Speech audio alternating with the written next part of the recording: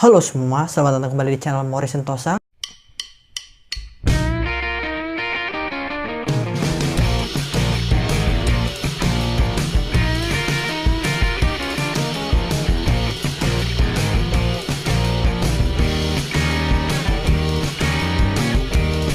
Bersama saya Kamrat Morris. Di video kita kali ini, kita akan membahas kisah seorang pilot bernama Jesse Brown. Yang kisahnya ini masih menjadi, bisa dibilang, masih menjadi misteri dan juga kontroversi yang masih diperbincangkan hingga saat ini. Penasaran dengan kisahnya? Yuk kita mulai kisahnya. Jesse Brown merupakan seorang pilot Angkatan Laut Amerika Serikat. Ia mengawali karirnya saat ia mendaftar program penerbang Angkatan Laut yang diadakan di kampusnya.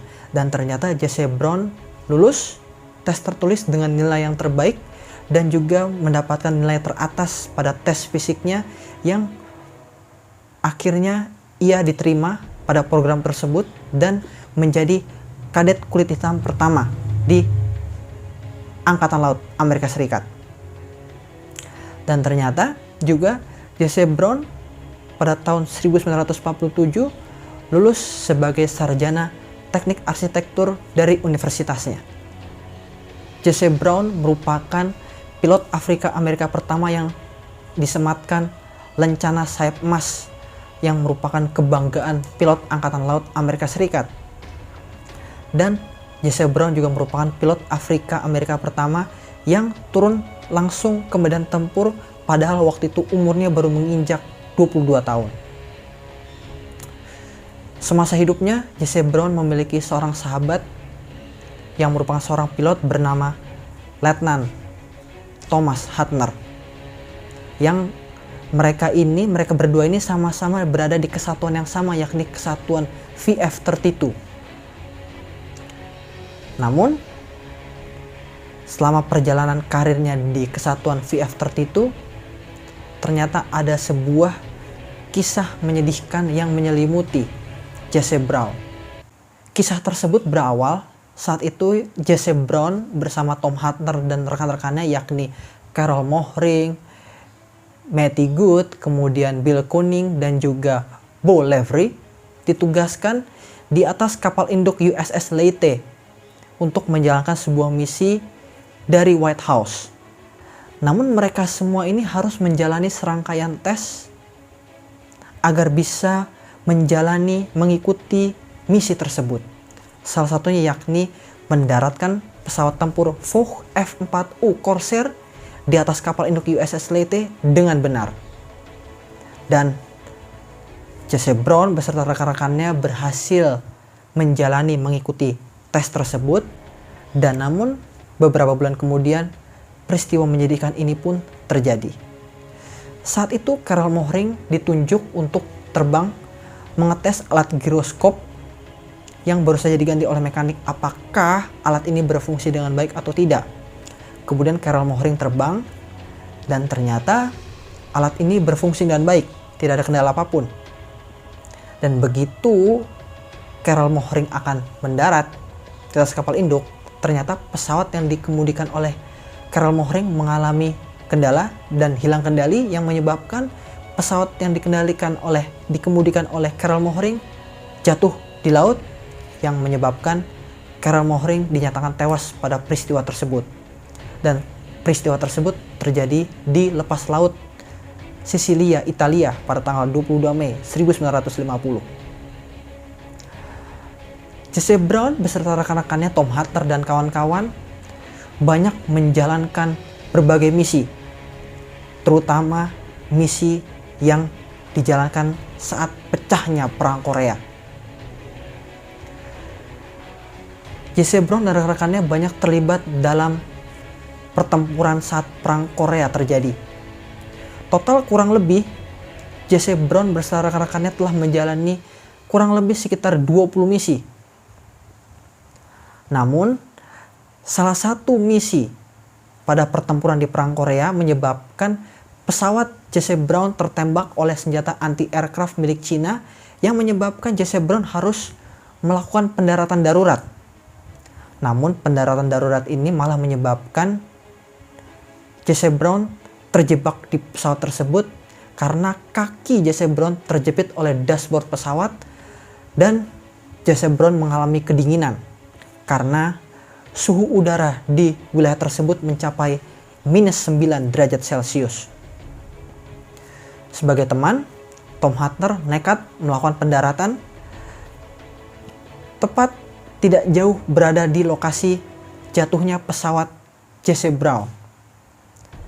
Kemudian Tom Huntner beserta Charles yang merupakan pilot helikopter penyelamat yang baru saja datang, mereka berdua berusaha untuk mengeluarkan Jesse Brown dari pesawat tersebut. Namun 45 menit kemudian ternyata Jesse tidak bisa dikeluarkan dari pesawat tersebut dan nyawa Jesse Brown tidak bisa diselamatkan.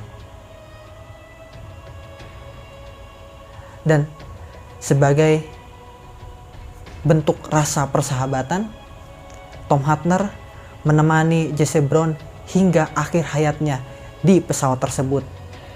Jesse Brown diwakilkan oleh istrinya, Daisy Brown, mendapat medali kehormatan Distinguished Flying Cross yang disematkan langsung oleh Presiden Amerika Serikat saat itu, yaitu Harry S. Truman di White House. Dan kemudian pada tahun 1972, sebuah kapal perang bernama Jesse L. Brown diluncurkan oleh Angkatan Laut Amerika Serikat sebagai bentuk penghormatan kepada sang pilot. Namun apa yang menjadi misteri dan juga kontroversi dari kisah sang pilot Jesse Brown ini? Misteri dan kontroversi ini terdapat pada akhir hayat daripada sang pilot Jesse Brown ini. Ada dua versi dari akhir hayat daripada sang pilot ini. Yang pertama adalah dalam film Devotion, ketika Jesse Brown sudah dinyatakan meninggal, Tom Huntner dan juga Charles langsung pergi meninggalkan jasad dan juga pesawat Jesse Brown karena tempat mendarat daripada Jesse Brown itu merupakan wilayah musuh. Dan pasukan Amerika sejak saat itu sampai berakhirnya perang Korea, mereka tidak pernah menginjakan kakinya di wilayah jatuhnya pesawat Jesse Brown itu karena wilayah tersebut merupakan wilayah musuh, dalam hal ini adalah Korea Utara.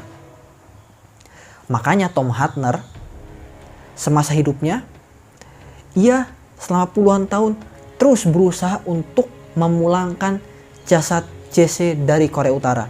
Dan bahkan setelah kematian Tom Huntner dan juga Daisy Brown, berbagai organisasi di dunia masih berupaya hingga kini untuk memulangkan jasad Jesse dari Korea Utara.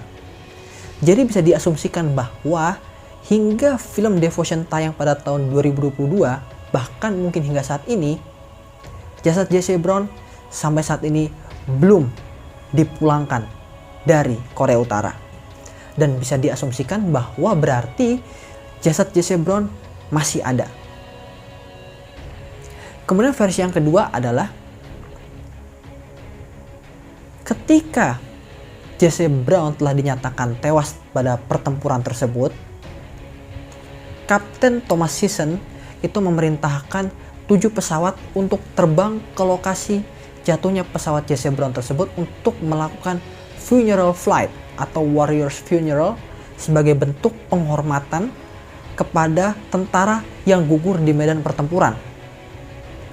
Dan sesampainya 7 pesawat ini di lokasi jatuhnya pesawat Jesse Brown ini, mereka melihat bahwa jasad Jesse Brown itu masih ada di pesawat tersebut.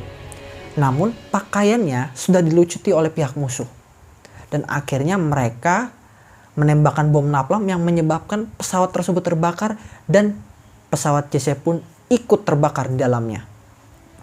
Yang berarti bisa diasumsikan juga bahwa di versi kedua ini jasad Jesse Brown lenyap. Tidak lagi terbentuk, tidak lagi dalam kondisi utuh karena sudah terkena ledakan bom napalm yang ditembakkan oleh pihak Amerika Serikat. Makanya dari dua versi ini, misteri dan kontroversi dari kisah sang pilot Jesse Brown masih diperdebatkan hingga saat ini, terutama terkait akhir hayat dari sang pilot ini? Apakah jasadnya masih ada di Korea Utara, ataukah jasadnya pun itu sudah tidak ada, sudah lenyap seperti yang ada di versi kedua karena terkena bom napalm? Apalagi kita tahu bahwa Korea Utara itu merupakan negara tirai besi, tidak sembarangan orang bisa masuk ke negara tersebut. Apalagi melakukan investigasi semacam ini harus dilakukan semacam pembicaraan yang cukup mendetail terkait apa saja yang ingin dilakukan, apa saja yang akan dilakukan bila akan melakukan investigasi tersebut. Jadi menurut kalian lebih percaya versi yang mana? Versi yang pertama, bahwa memang jasad Jesse Brown masih ada di Korea Utara, atau versi kedua yang di situ bisa diasumsikan bahwa jasad Jesse Brown itu sudah lagi tidak ada karena sudah terkena bom napalm. Jadi sayang saja video kita kali ini, semoga bermanfaat, semoga ini mengedukasi kalian semua, dan apabila ada kesalahan kata mohon dimaafkan. Silahkan subscribe channel ini dan jangan lupa tekan tombol loncengnya, like video ini, dan jangan lupa tinggalkan komentar kalian di kolom komentar di bawah. Terima kasih, sampai jumpa di video-video kami selanjutnya. Salam revolusi.